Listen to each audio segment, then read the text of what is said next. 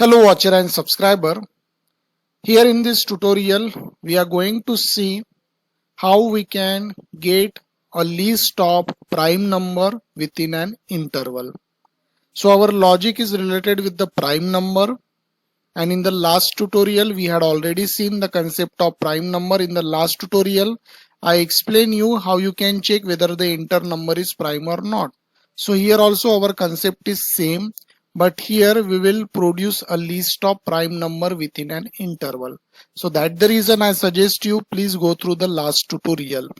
So here now we start with the coding, because our responsibility is to show the list of prime number. So first we will accept the input from the user, means the user want the prime number from where to where. So for that the user will give lower and higher value. Okay, user will set the lower and higher limit, or you can say lower or upper limit. So for that we will take here the variable. So I am taking one low variable. It is better if you use meaningful variable, and that value will be integer. So we will take integer input. So our message is enter lower limit. So by using this statement, user will decide the lower limit value. Now we want one more input here. So we just copy this and we will change the variable name here.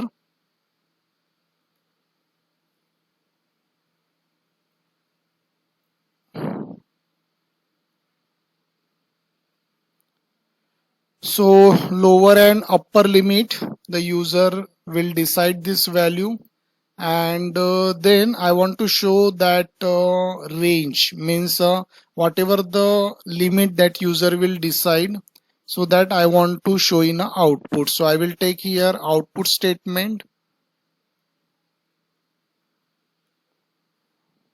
low, and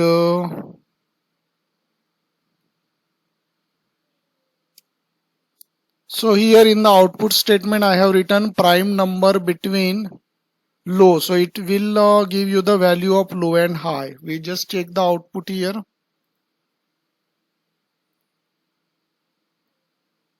So you can, user will enter the lower value. Suppose the lower value is 3, higher value is 10. So you get the message prime number between 3 and 10. So like that message we want. And now for getting the range, as you know, we have to use the for loop, and we want the number. So I will use here number variable. We want the prime number between that range. So for number in range, so we will use that lower and upper limit.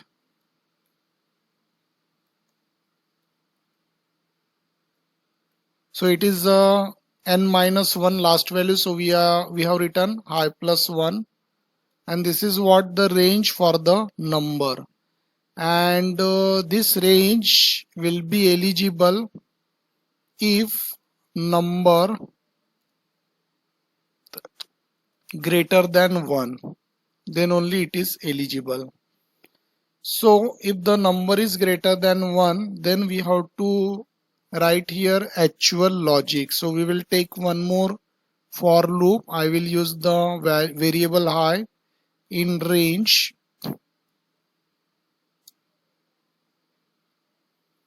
So that number should be what that particular number should be divisible from, it should be divided by 2 to number minus 1.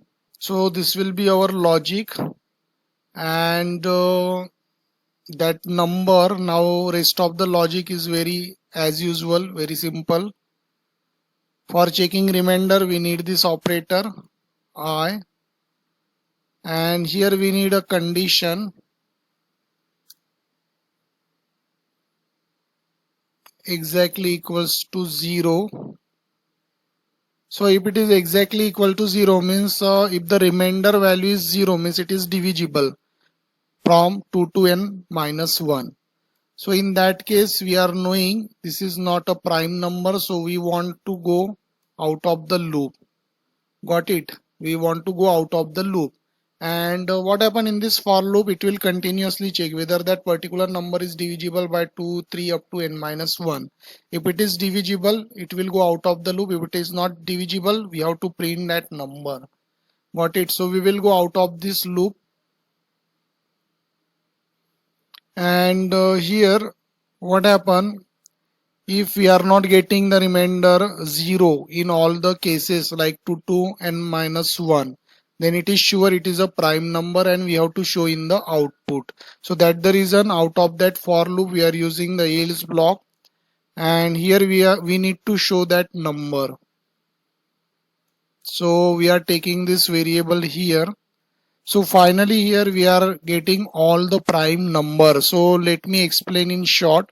First, the user setting the lower and higher limit, and then that number should be greater than 1 and in the range of low to high.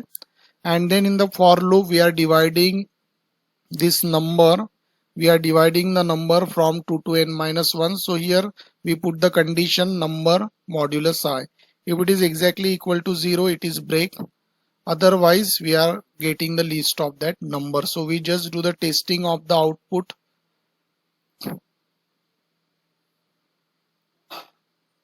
So here our output is coming and we are setting lower and higher limit to 200, and we just verify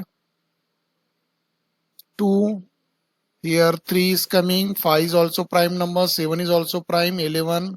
So we are getting the list of all the prime number. Got it? And this is very powerful code.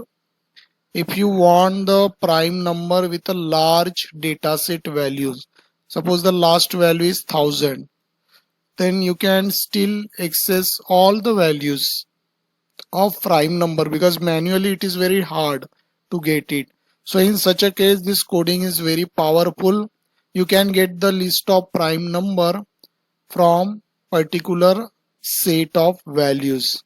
Means you can set the number that is lower and upper number, and you can see all the prime numbers.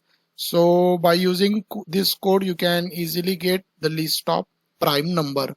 So I hope dear student you understood this tutorial. Thanks for watching this. Thank you.